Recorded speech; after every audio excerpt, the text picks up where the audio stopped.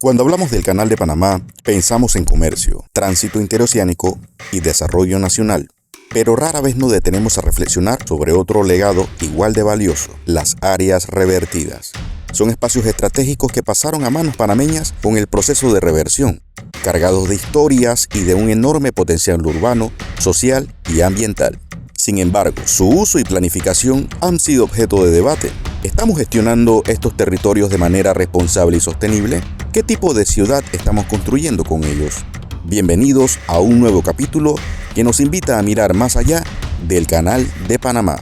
Bienvenidas y bienvenidos a la segunda temporada del podcast El Puente del Centro Internacional de Estudios Políticos y Sociales, CIEPS-IP, dedicada a comprender la situación de Panamá ante los Estados Unidos en estos momentos. El debate sobre los puertos y la posibilidad del uso de las denominadas instalaciones militares nos remiten a lo que fue el traspaso de las áreas adyacentes al canal a Panamá y el uso que nuestro país le ha dado a las mismas. Para entender este aspecto mejor, hoy contamos con el celebrado, reconocido, meritorio urbanista panameño, Álvaro Uribe, profesor en la Universidad de Panamá. Bienvenido, Álvaro, a este espacio. Muchas gracias. Quisiera empezar con una pregunta cajonera, introductoria, y es que nos gustaría saber si podrías describirnos someramente cómo fue el traspaso de esas áreas, aproximadamente cuándo y en qué orden se dio, y en qué estado las entregaron los estadounidenses a los panameños. Bueno, como el tratado tenía una especie de calendario para entrega de las áreas, se iba a entregar una gran cantidad de espacio natural principalmente desde el principio, y gradualmente se iban a entregar otras instalaciones cada vez más complejas tal vez, y por último hacia el final del siglo, es decir, durante 20 años se fueron entregando las cosas así. Con la firma de los tratados en el 79 se entregó mucho espacio boscoso, y el Estado, a través del Ministerio de Planificación, había estado pensando cuál iba a ser la forma de utilización de la tierra revertida, y creó una autoridad del canal inicialmente para eso, así se llamaba, sacando técnicos de diversas agencias públicas, y ahí se alcanzó a hacer un plan de uso en donde aparecían tres elementos: el canal propiamente dicho, las áreas revertidas iniciales y las que serían revertidas gradualmente. Ese fue un ejercicio que terminó, fue un ejercicio que al final se disolvió porque los militares acabaron con esa oficina y empezaron a recuperar esas tierras como si fueran bases militares revertidas por razones de seguridad nacional, que fue lo que le dijeron a eso. Como seguridad nacional es una especie de paraguas que lo arropa todo, ¿no? Entonces empezaron a incorporarlas a su administración. Eso fue muy, muy confuso, y con la crisis política que hubo a final de los años 80, realmente todo se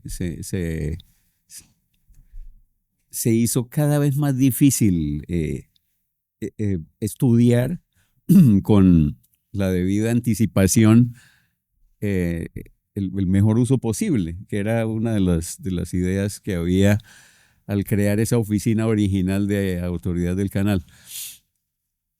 Así que fue solo después de la invasión que se creó la ARI, la Autoridad de la Región Interoceánica, que vino a hacer la planificación hacia el final del siglo, con lo que se conoce como Plan de Uso de Suelo y Plan Regional, que de paso fue una forma también un poco particular de recortar el espacio que ahora teníamos que integrar. Se siguió manteniendo como una unidad aparte del resto, Y se trató así desde la planificación y eso al final nos ha traído problemas porque en vez de hacer planificación del espacio regional completo, se hicieron dos planes con dos autoridades distintas. El Ministerio de Vivienda hizo las áreas ocupadas por asentamientos humanos en la región, ciudades de Panamá y Colón, y la autoridad de la región interoceánica hizo lo que había sido zona del canal y cuenca. Entonces, fueron dos equipos haciendo dos trabajos más o menos paralelos, pero no necesariamente bien coordinados. Y hasta el día de hoy tenemos dificultades, además porque uno de ellos fue consagrado como ley, el de la región interoceánica, el del uso de suelo del área del canal, y el otro simplemente fue una resolución del Ministerio de Vivienda que quedó guardada ahí, como suele ocurrir con las resoluciones, que no tienen dientes, no tienen fuerza, y entonces son echadas a un lado como algo inútil. Entonces, lo único que tenemos como instrumento de planificación hoy día es la Ley 21, que es la ley del plan de uso que consagra el plan de uso de suelo. O sea, son dos situaciones completamente desiguales desde el principio y eso ha sido bueno y ha sido malo. Y eso lo podemos conversar en el camino. Vale, Álvaro.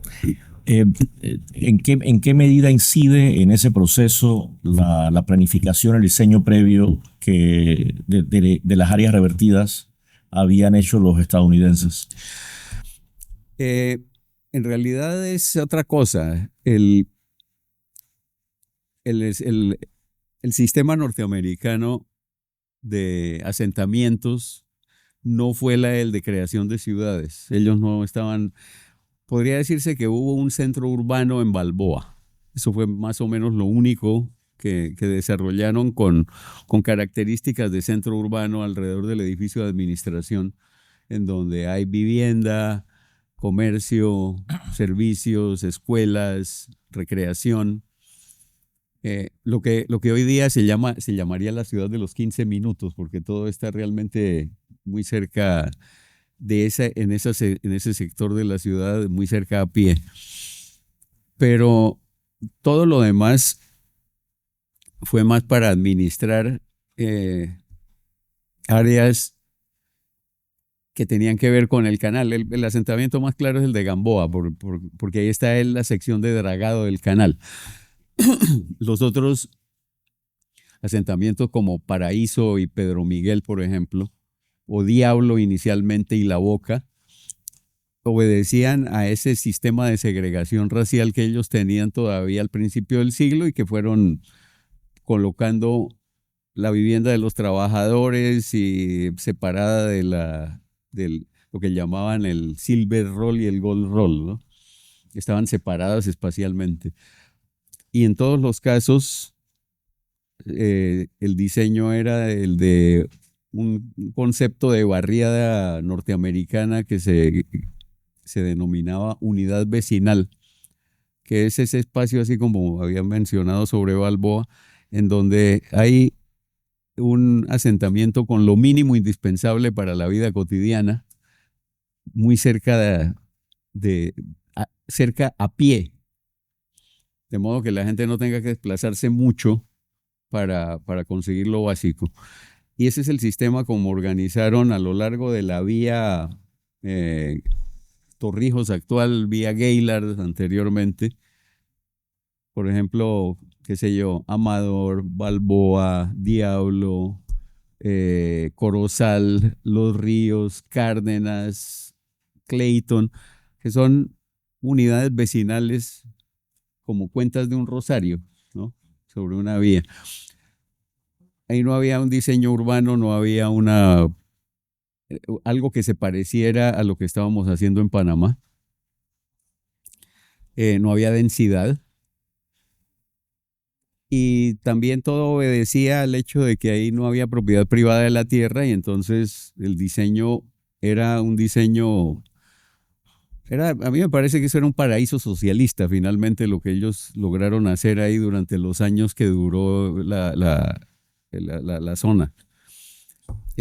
porque tenían todo y era un ambiente sumamente agradable, tropical, ¿no? Utilizando también mucho la naturaleza como parte de la escenografía y por eso es tan atractivo. Mientras que Panamá es una cosa completamente del otro lado en términos de que ahí el Estado prácticamente no tiene nada que decir, simplemente acatar las decisiones que toma el propietario de la tierra, que suele tener fincas, como decía Hernán Porras, latifundios improductivos que tenían los blancos capitalinos, el patriciado urbano que menciona Alfredo Figueroa, que dejaban sus excedentes obtenidos en el comercio y los metían en tierras y luego convirtieron esas tierras en barrios. Pero lo hicieron bajo su propia idea y con exclusión prácticamente por completo de decisiones de bienestar colectivo a través de ministerios de vivienda o de planificación. Hubo muchísima aversión a que les pusieran condiciones. Y recuerdo que cuando Arnulfo Arias en el año 40 trajo a Karl Brunner, un planificador austríaco que estaba en Colombia, para que hiciera un plan para la ciudad de Panamá. Ese plan fue escamoteado de alguna manera. Eso lo cuenta Ángel Rubio en el libro de él de la ciudad de Panamá en el año 50, cómo ese plan desapareció simplemente. Los mapas nunca se pudieron ver. Brunner, y el texto fue lo único que quedó. Y el texto lo publicó la revista de la Sociedad de Arquitectos e Ingenieros 10 años después, en 1950. Y eso es lo que queda. Y un texto que hace alusión a muchos dibujos que nunca pudimos ver. Y Ángel Rubio dice, esto fue destruido deliberadamente.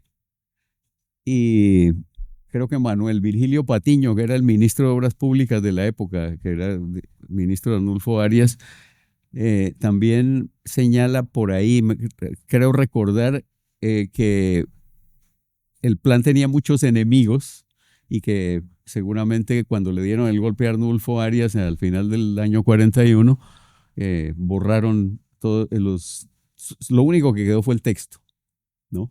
Lo que indica que las ideas de planificación que podía haber simplemente no fueron estimadas por nadie y fueron vistas más bien como una condición inaceptable por los propietarios de la tierra, que desde entonces y hasta ahora siguen haciendo la ciudad a su antojo. Esa es una de esas situaciones particulares que muestra también el contraste entre lo que fue un espacio planificado como el de la zona del Canal, la antigua zona, para un propósito completamente distinto y que ahora con la integración del territorio todavía no tenemos herramientas para lograrlo de manera completa. Seguramente vamos a tener que inventarlas, vamos a tener que ser más creativos y vamos a tener que ver cómo esa cultura urbana con esa naturaleza tan potente que hay en todo el territorio de la antigua zona, pueden imbricarse en una forma más plena también, que puede dejar, ese puede ser un laboratorio muy interesante de planificación espacial para el siglo XXI. Pero es un reto que todavía tenemos que llenar. Lo que mencionabas de la zona como una especie de paraíso socialista es algo de lo que decían algunos, tanto de los críticos como los defensores de la zona en los propios Estados Unidos. Ajá. Pero me parece interesante de la reflexión que haces recoger estos dos momentos, ¿no? De esa planificación fallida del 40-41, ¿no? Trunca, interrumpida, y el de ese modelo de ciudad o urbe modesta a escala humana. ¿Hubo algún esfuerzo durante el traspaso de esas áreas a Panamá de construir sobre eso, es decir, desarrollar ese modelo, o la idea era apartarse de ese modelo en otra dirección? En realidad, el apartarse es precisamente hacia allá donde hemos hecho la ciudad de Panamá, hacia el fraccionamiento de la tierra en unidades pequeñitas y el aprovechamiento de la tierra como si fuera un bien escaso al que hay que sacarle el mayor provecho comercial. Y eso es terrible, porque en realidad las intervenciones que ha habido en el área revertida han sido generalmente malas, ¿no? De meter barriadas de casitas en serie otra vez. El hecho de que sean barrios cerrados tampoco es una buena idea, a pesar de que ese sí puede ser un legado de las unidades vecinales norteamericanas que tenían garitas a veces y todo eso, y que nosotros copiamos casi que servilmente, ¿no? Y en realidad el espacio ese abierto de la antigua zona debería seguir siendo abierto, porque es un legado importante de haber conservado esa naturaleza que habría sido fraccionada otra vez, como hemos hecho en el resto del espacio de la ciudad de Panamá, fuera del corregimiento de Ancón. Barriadas con casitas. Y en el área, en el área del canal, como la propiedad es pública, no ha habido todavía nadie que se haya podido adueñar de todo eso. Y afortunadamente a pesar de que sí se ha hecho el esfuerzo, no se ha vendido con la celeridad que algunos quisieran para poder hacer ese modelo de ciudad de aprovechamiento del territorio y no de diseño. Por eso digo que todavía tenemos ahí un reto que puede ser muy importante para los años que siguen, de cómo manejamos bien esa naturaleza a la luz de los conocimientos que hay hoy día de la necesidad de preservar ese ambiente, y cómo evitamos el modelo que es absolutamente dispendioso y perverso en realidad de la unidad de vivienda unifamiliar aislada, extendida como un tapiz por el horizonte, que es lo que estamos haciendo en la expansión de la ciudad al este, al oeste y al norte. Entonces, ¿cómo esa relación con Estados Unidos no nos dejó ningún modelo de diseño urbano a seguir? Nos dejó modelos de urbanismo a nivel de barriadas, si quieres, que son esas unidades vecinales. Nosotros las copiamos al principio, pero las unidades vecinales tienen el inconveniente de que son barrios cerrados. La primera que hicimos, que es la mejor de todas, que se hizo en Betania, el Camino Real de Betania, que fue un proyecto de vivienda popular en 1940 y pico, y que era exactamente una unidad vecinal al estilo norteamericano.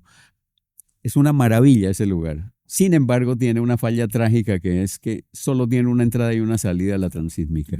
Y ese modelo ha proliferado enormemente y nos está destruyendo la ciudad. Esta ciudad no puede seguir funcionando indefinidamente con barriadas que se le pegan a las calles existentes, sin calles nuevas, sin servidumbres nuevas para calles, sin conectividad. Y lo más triste del cuento es que 85 años después del informe de Brunner, que fue en 1941, seguimos con el mismo problema, solo que con una ciudad que es 20 veces más grande que la que él encontró. No tenía zona del canal en esa época, es decir, no tenía disponibilidad porque había zona del canal en esa época, pero ahora, 80 años después, sí la tenemos, y otra vez vuelve a ser una posibilidad de modificar el modelo de ciudad que estamos haciendo y trabajar mejor pero para eso tenemos que darle un estatus a la tierra. que no sea simplemente la propiedad privada de ella, que es lo que tenemos. A pesar de que la Constitución dice la propiedad privada tiene una función social, tenemos que conseguir que esa función social se exprese en una forma más aterrizable a través de normas y no simplemente como un enunciado. Y para eso probablemente necesitemos una reforma urbana. Las posibilidades para mí son enormes y como dije antes, es un laboratorio lo que yo veo aquí con el área del canal. Como que es el laboratorio de la ciudad del futuro, de la ciudad del siglo XXI, en donde tenemos que inventar nuevas formas de utilización del territorio, nuevas formas de distribución de la población, nuevas formas de vivienda. Nosotros no podemos seguir haciendo casitas. Creo que es el único país que sigue haciendo casitas. Nadie más las hace ya. Estamos como amarrados a un modelo rural antiguo, ¿no? De vivienda que ya no tiene sentido en el mundo actual por la cantidad de espacio que desperdicia, por la cantidad de espacio que tiene que ocupar para poder existir. Y eso solo le conviene al dueño de la tierra, que quiere urbanizar las propiedades rurales que tiene desde el siglo XIX y que ese es el negocio para él. Y eso es lo que tenemos que combatir ahora y creo que la existencia del área del canal nos obliga a pensar nuevamente en en crear nuevas formas de administración y de diseño de los asentamientos del futuro. Estupendo. ¿Quisieras agregar alguna reflexión final, Álvaro? No, esa me parece que es más bien es decir, si quieres, podría cerrar con la idea de la ciudad del saber como una administración así de un territorio de propiedad pública. La ciudad del saber es un embrión. Eso podría tener muchísimo más desarrollo, pero la idea es muy buena. Es decir, es una idea que hay que desarrollar, a la que hay que darle más contenido y más impulso. Esto es lo que nosotros podemos hacer hasta ahora, pero eso puede ir mucho más allá, en efecto. Estupendo. Muchísimas gracias, Álvaro, por compartir tanto que sabes sobre la materia, obligarnos a reflexionar sobre la misma. Espero que quienes nos vean y escuchen lo hayan disfrutado como lo he disfrutado yo. Sin más, aprovecho para invitarles al próximo episodio de la segunda temporada del podcast El Puente. Me despido con mis mejores deseos hacia todos ustedes. Salud.